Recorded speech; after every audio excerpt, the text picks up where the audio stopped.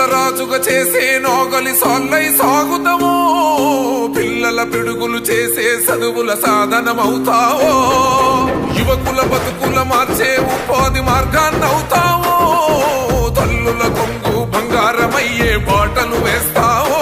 జగన్న రూపంలో వరమల్లే వచ్చావు రగన్న నీ మోట